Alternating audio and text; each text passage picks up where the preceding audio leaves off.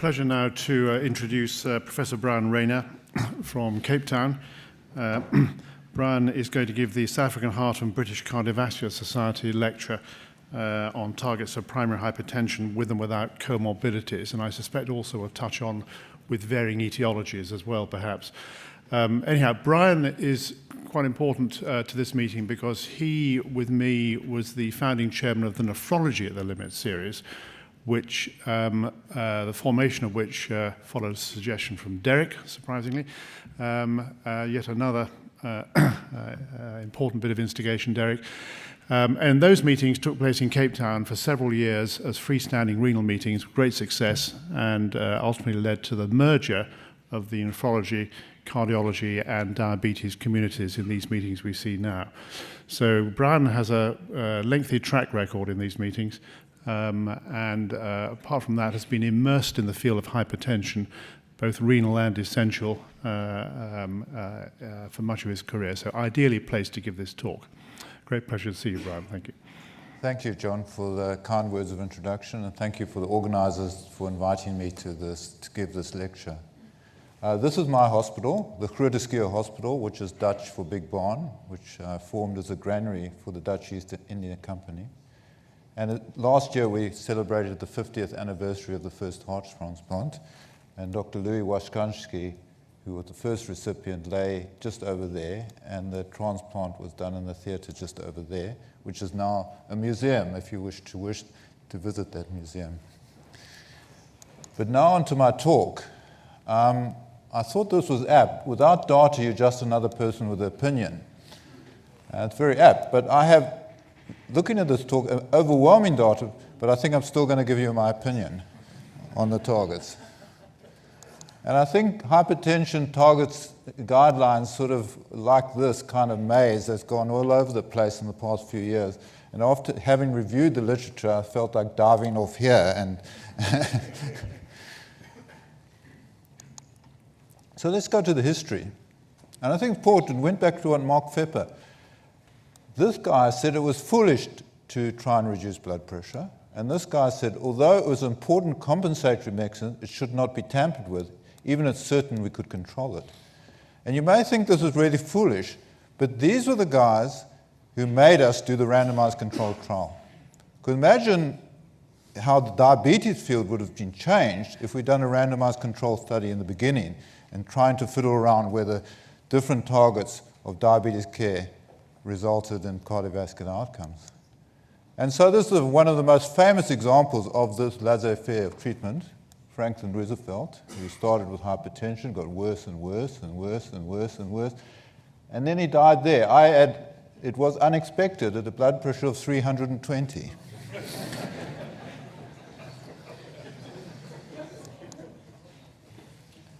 So we did the randomized studies with diuretics and hydralazine, with diastolic blood pressure in those days, and showed clearly.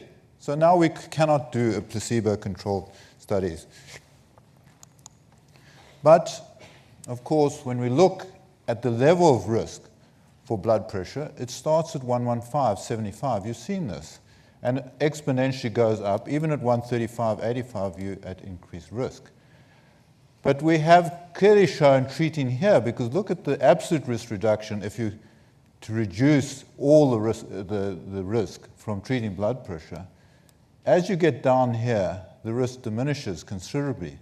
So to demonstrate benefit here, it's going to be much more difficult than to show benefit when you've got much higher blood pressure and you're reducing it.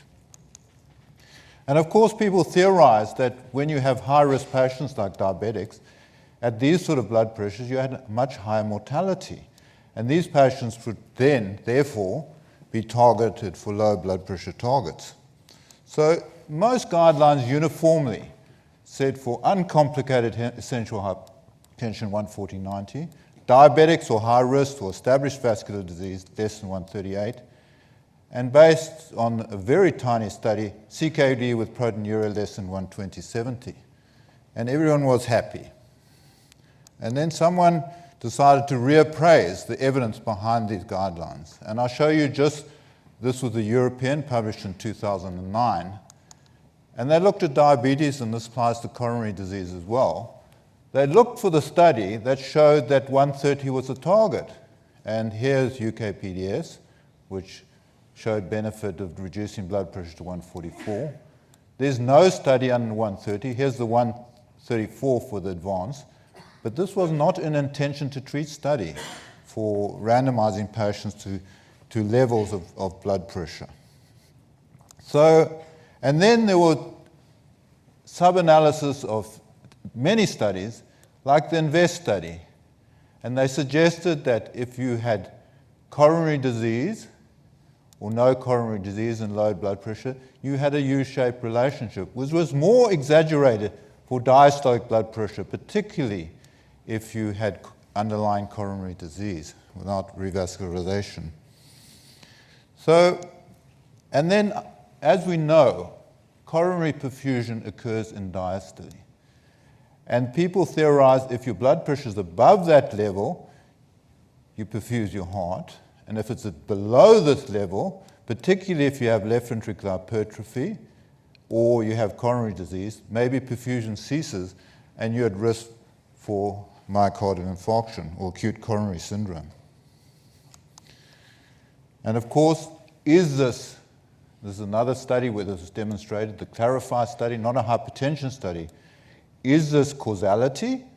Is this reverse causality, so people with heart disease had the lower blood pressure? Or this is some factors related to arterial stiffness. And so when we look at the balance in treating blood pressure, we know if the blood pressure is too high, we run into all these difficulties. That's well known. But if it's too low, we well know patients get dizzy and they may fall. But is there increased cardiovascular events? Is there a U-shaped relationship with blood pressure? And of course, with pharmacotherapy, you can never reproduce the physiological treatment of blood pressure regulation. And maybe we're going to overshoot the targets, and people are worried about causing harm. So around this 2011 to 2014, everyone took a step backwards and changed the guidelines. And so if you're less than 80, 140/90, and greater than 80, 150/90. The Europeans separated slightly with diabetes, 140/85, proteinuria, 130/90. And even the 2014 8th US joint suggested greater than 60, 150/90, and similarly with others. So there was a huge step back from that, because I went to international meetings where people said in diabetes, the lower the better, based on no data. So, and then suddenly we wake up in 2017, 2018, and we have the new AHACC guidelines, and we have a new definition for hypertension. So now hypertension starts at 130 and 80. And stage 2 is 140. Now, we used to call this high normal pre-hypertension, and that's now become pre-hypertension. And the guidelines said that if you had high risk, less than 130/80, and if you didn't have risk, less than 130 may be reasonable. So there's a complete change from what was previously said 3 years ago to this new guideline. And so and then the Canadians came out and said, if you're high risk based on sprint criteria, which I'll give you a bit later, less than 120, no diastolic thing. If you're diabetic, less than 130/80, and all others 140/90. But you've got to notice the asterisks here, based on automated office blood pressure. So there's a new dimension here in the guidelines. And again, if you use automated blood pressure, it's less than 135/85. So let's try and interrogate how we got all these changes. So in principle, if you look at on-treatment levels of blood pressure, it's subject to confounding factors and reverse causality, as I said to you. So really the only way to do is intention to treat analysis, where groups are randomly assigned to different levels of blood pressure in high-quality trials, provides the best guidance for clinical management. So this was one of the major study that I believe influenced these changes. It's called the SPRINT study. And they randomized patients with clinical or subclinical cardiovascular disease, excluding stroke and diabetes, CKD, or an estimated global risk greater than 50%, or an age up there, and the blood pressure had to be 130 to 180, greater than 50 years old. And they used a mean of 3 unobserved blood pressures. So this comes into the theme all the time about blood pressure measurement. And they randomized a sizable number of patients. And they, in this study, interestingly, used evidence-based first-line therapy for treatment of hypertension with chlorthalidone, ACE inhibitors, and calcium channel blockers. And I'll come back to that issue when I talk about ACCORD. So they had clear separation. They took the blood pressure down from around about 140 to 120 and the standard group. So it was very well conducted in separating blood pressures. And this study was a positive study in favor of intensive treatment. And you see the primary outcome was reduced by 25%. There was no, although MI trended, was not significant, but there was no increase in myocardial infarction in the study. And you notice that heart failure was a predominant outcome, and cardiovascular death was also significantly reduced by 43%. And as they looked at groups across the study, you can see overall benefit, whether you had CKD, yes or no, old or young, and the tendency maybe the older or more, male, female, black, non-black, previous cardiovascular disease. And coming back, when they looked at the type of optimal blood pressure achieved, they suggested around less than equal to 132. And I think that's an important figure when you look at the New American Guidelines. In particular, in a lot of guidelines previously, it said frail LD, it was discretionary to treat. And they looked at this, and here's fit, and you can see the significant reduction by intensive, less fit, and frail. There's still by benefit from going to these lower targets. Another study that closely followed this was HOPE-3, which looked at patients with lower cardiovascular risk, and they were given candesartan or hydrochlorothiazide. Now, these patients were not necessarily hypertensive. You can see in this group, the mean starting blood pressure was 122, and here was 137, 154. And you see that it's here to show only benefit in the patients with the blood pressure greater than 143.5, and there appeared to be no benefit in this group. The blood pressure lowering effects were small, whereas in SPRINT they were large. And interesting, mean of 2 blood pressures now. Just going back to the issue of myocardial infarction, there's a recent meta-analysis done, published in JAMA, showing patients with coronary heart disease studies who had blood pressure lowering.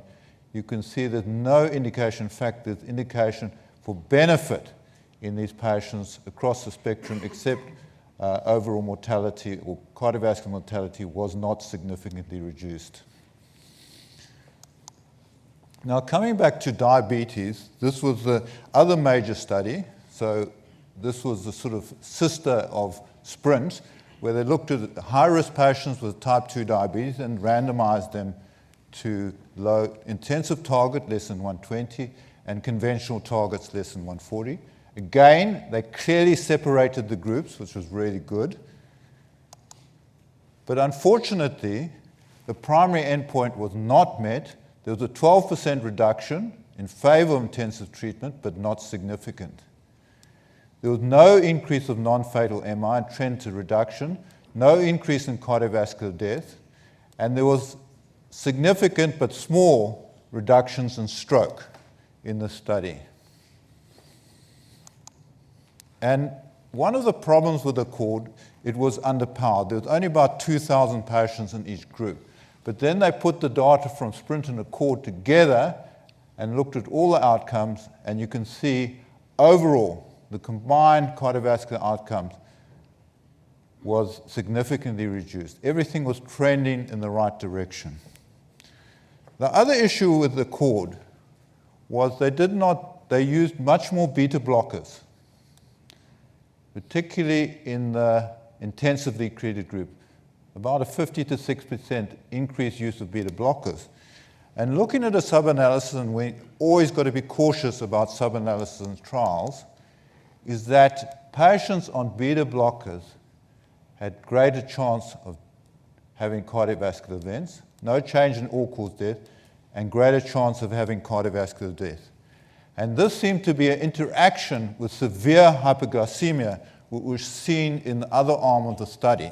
You remember it was a tube number 2 study, and particularly in the intensively treated group, the beta blockers were. So there was something interplaying across the study with hypoglycemia and beta blockers. We know from type 1 diabetes we should probably avoid beta blockers due to hypoglycemia. But when you're going for intensive targets, perhaps they should have avoided use of beta blockers unless there were compelling indications. One has to be careful of this. This is now analysis of a cord looking in relation to achieved blood pressure in the two arms of study, analyzing the major cardiovascular events. And you can see in the intensive group, the best benefit was probably seen in the 120 to 140. In the standard arm, definitely shown. And overall, the systolic blood pressure seemed to be 120 to 140. There didn't seem to be no harm for going below 120, but the best benefit seemed around 120, 140. And this group then looked very recently at, and again, be careful of these studies, as I alluded to, but in diabetics, they looked at cardiovascular mortality in relation to systolic blood pressure.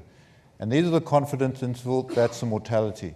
And there seemed to be a turning point around 130, and then a U-shaped relationship, which was not shown in non-diabetics.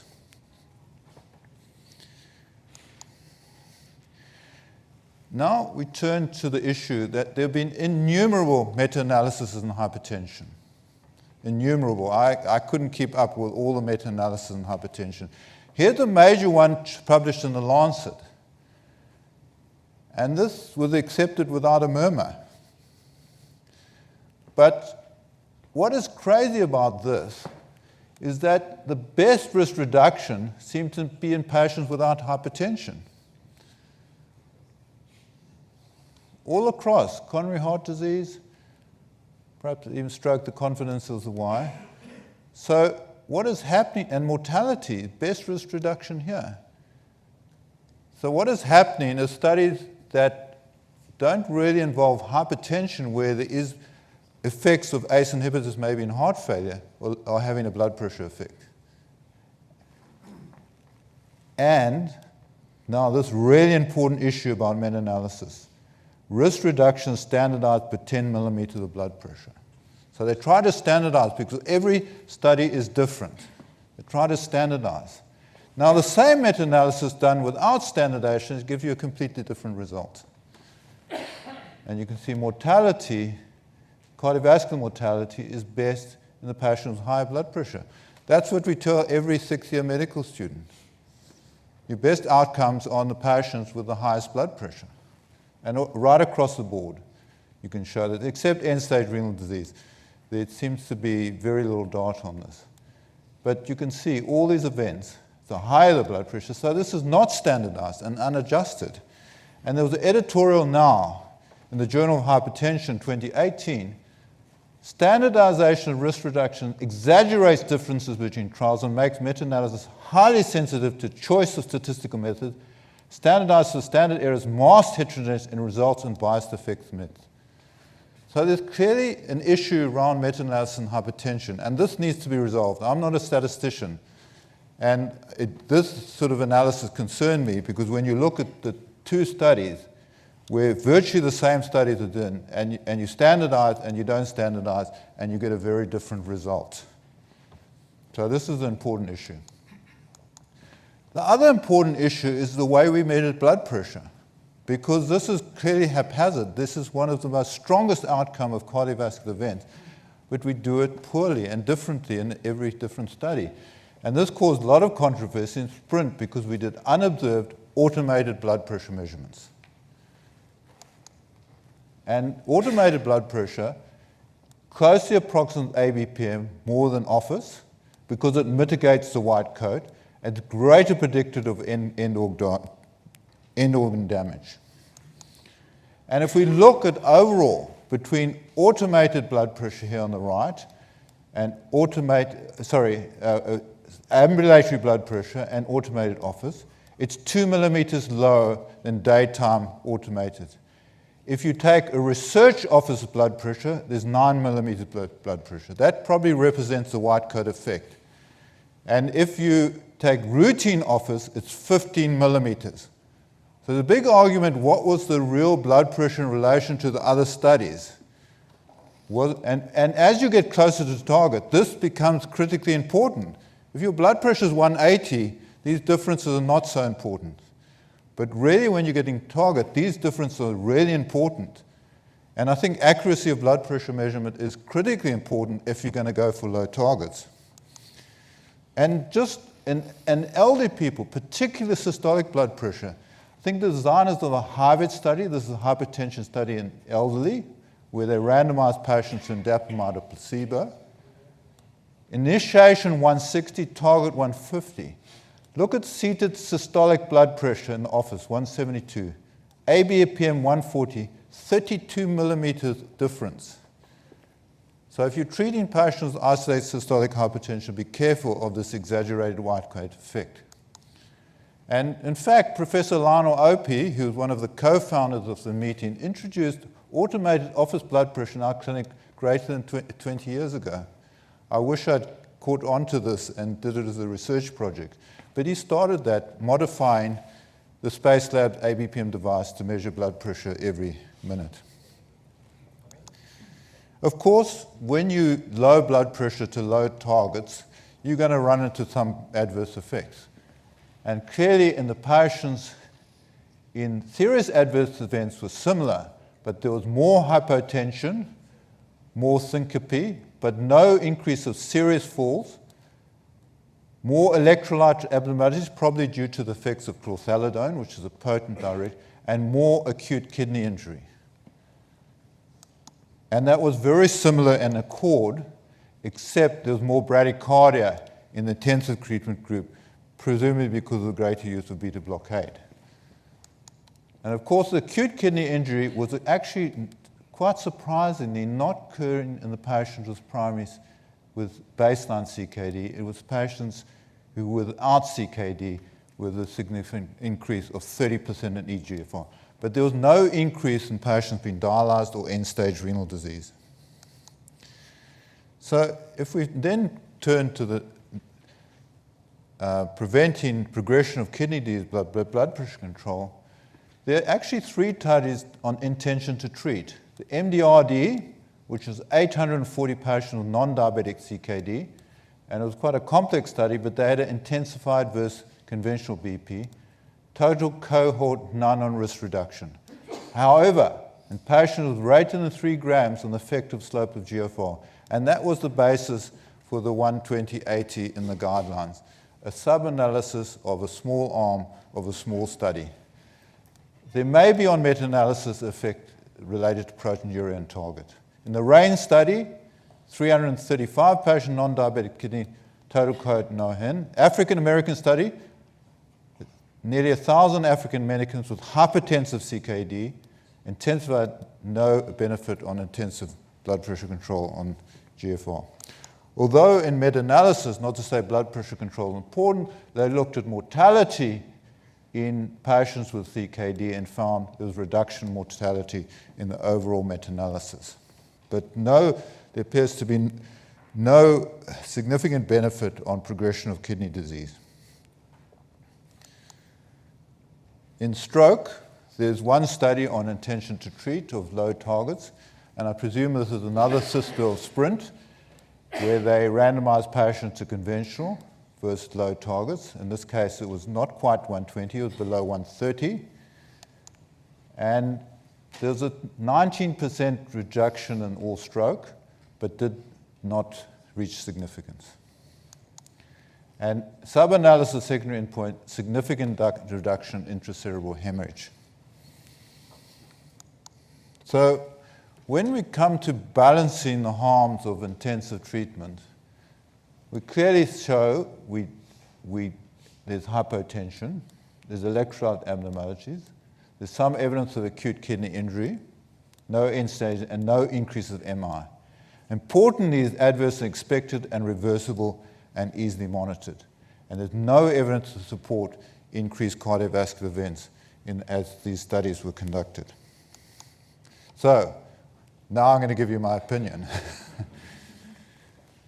Observational secondary analysis study only hypothesis generation suffer from bias, reverse causality, and confounding factions. There must be an application of standard analysis and meta-analysis in hypertension. I think it's crucial that the statisticians sit down and say, this is the way we should be analyzing this. And it's critical to consider trials with its intention to treat. And of course, large numbers to show benefit for intensive treatment, because studies are underpowered. Remember, the risk reduction is much smaller when you go from conventional to lower targets. And we need to urgently address the issue of how we're going to measure blood pressure in clinical trials. Is it going to be automated with unobserved or observed, or is it going to be standard blood pressure managed by the doctor? That really has to be addressed when we look at this. So what my recommendations are, we must use standardization of first-line therapy per guidelines, avoid beta blockers if intensive glucose control is target. I believe we should be switching completely to automated blood pressure monitoring because it actually gives greater accuracy and avoids the white coating and avoids the problem of rapidly taking blood pressures in the clinic and inaccuracy. I think the 130/80 for the US guideline is probably desirable, taking balance of side effects versus outcome, provided this is tolerated and you monitor electrolytes and eGFR. Although I agree there's specific evidence lacking for low risk and diabetics and patients with CKD. But in SPRINT, the patients with CKD did benefit. However, if you're not going to use automated blood pressure, it's not available, or you're in a low-resourced areas, because by taking the target down to this level, in the United States, you're adding probably about 40 million people to the hypertensive population. Then I recommend 140/90. Thank you very much for your attention.